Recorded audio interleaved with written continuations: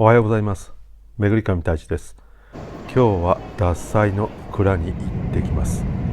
新大阪から約2時間、広島で乗り換えて新岩国に行きました。そこから車で約40分のところに獺祭の蔵があります。新岩国の駅から蔵に着くまでの間に精米所などがありました。本社は12階建てで、その中に全ての設備が整っています。まずは精米所から見ていきます。この獺祭では全国の山田錦の生産量の25から 30% を使っています。精米の割合が 8% から 45% まであり、この数値は残っている米の中心部分の量を表しています。ですので左側が 100%、右側が 8% です。この 8% まで精米するのに90時間かかるそうです。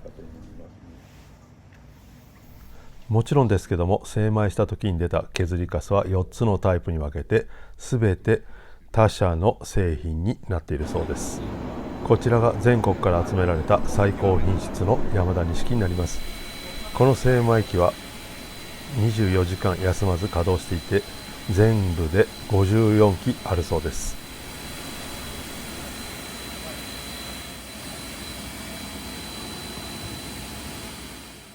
この石のプレートが精米機の中で回りながら米をきれいに精米していくそうです。このように一台一台コンピューターできっちりと管理されています。精米所から車で10分ほどのところに獺祭の本社ビルがあります。この12階建てのビルの中で全てのお酒が作られています。それではまず米を洗うところからです。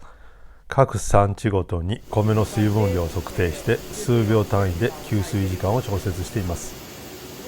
水気を切った後は容器に入れて水分が飛ばないように密閉して1日保存しておきます。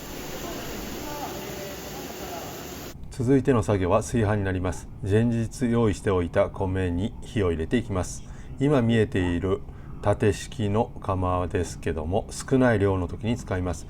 例えば新しいお酒を作る時に試作用に使ったりするそうです。普段はこの大きいマシンを使っています。炊飯から冷却まで自動でやってくれます。もちろん最後は人の手と目でチェックして次の工程へと運ばれていきます。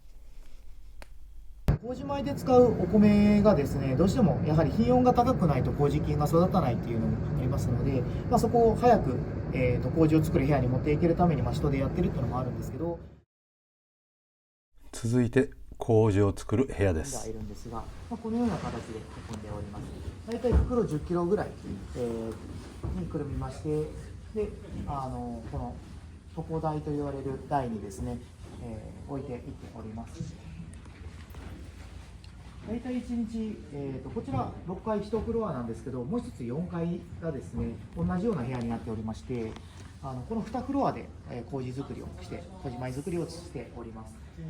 この1フロアで大体1日白米量で1100キロ、もしくは1200キロ作っていますので、このように室内の温度、湿度ともきっちりと管理されていて、1台ずつ決まった重量の米を置いていきます。人の手を使って広げることによって人の目でも見て確認できるので、悪いもの、異物などが取り除けたりできます。このようにコンピューターで管理しながらも人の手を使うことによってより新しいお酒の作り方を感じました。この後きれいに広げたら麹菌をまんべんなく振りかけてから、またしっかり温度管理をしつつ手で均一になるようにほぐしていきます。こちらが生菊、麹を育てる部屋です。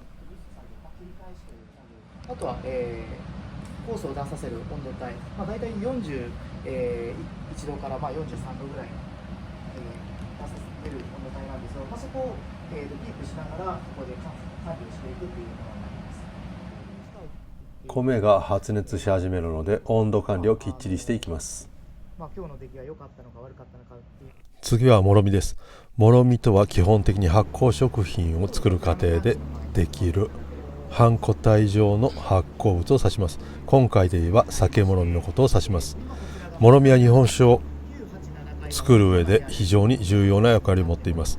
日本酒の味を決める最も大事な発酵過程であり、麹菌や酵母の働きによって深い味わいが生まれていきます。もちろんタンクごとにきっちりと管理されていて、1日に何回かタンクの温度をチェックしています。もちろん温度も一定に保つために横には水を通して水冷式で冷やしています。このように時々混ぜたりして均等に発酵するようにしています。次に出来上がったお酒を絞っていく工程になります。各タンクから直接チューブでマシンにつないでいきます。この時ですけどもゆっくり時間をかけて絞っていきます。あまり圧力をかけて早く絞るとえぐみが出てしまいますのでゆっくり絞っていくそうです。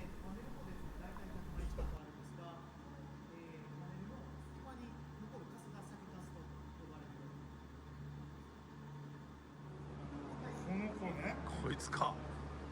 なるほどな。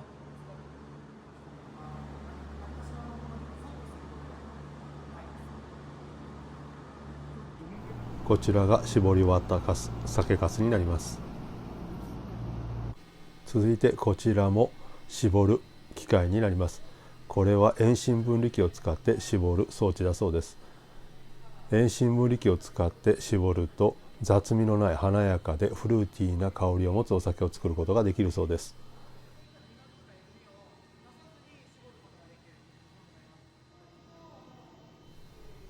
このマシンの中にお酒を入れて回している間に中央に集まってきた透明な気体をこのチューブから吸い取ってろ過するそうです。絞り終わった後はこの後瓶詰めの作業が始まります。このようにきっちりと機械化されていますが、人の目でもきっちりとチェックしています。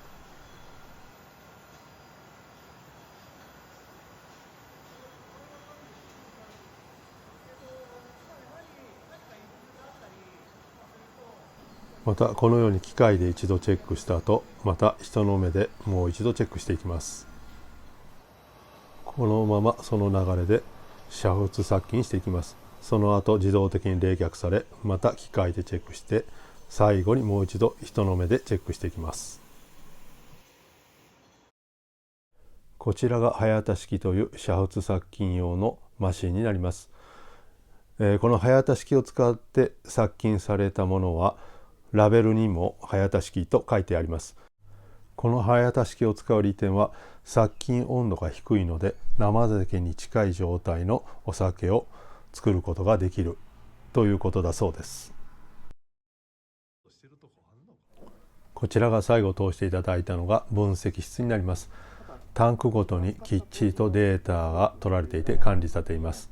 毎朝9時半にはテスティングをするそうです。今回見学をさせてもらって思ったことは、獺祭は酒造りの伝統を守りながらも積極的に最新の技術を取り入れているのが印象的でした。蔵内は清潔で働いている職人の手作業と機械がとてもいい感じに調和しているように感じました。今回はパリのテイストオブパリにも参加してたくさんの人にいろいろと獺祭のお酒を味見してもらえたので良かったと思います。ただ美味しいお酒を作るのではなく、常に進化しながら新しいものを作っていくこの姿勢がよく伝わってきました。働いている皆さんも楽しそうに働いていてとても気持ちが良かったです。本当に櫻井会長、社長ともありがとうございました。それではご視聴ありがとうございました。また次回もよろしくお願いします。お疲れ様でした。ボナペティー。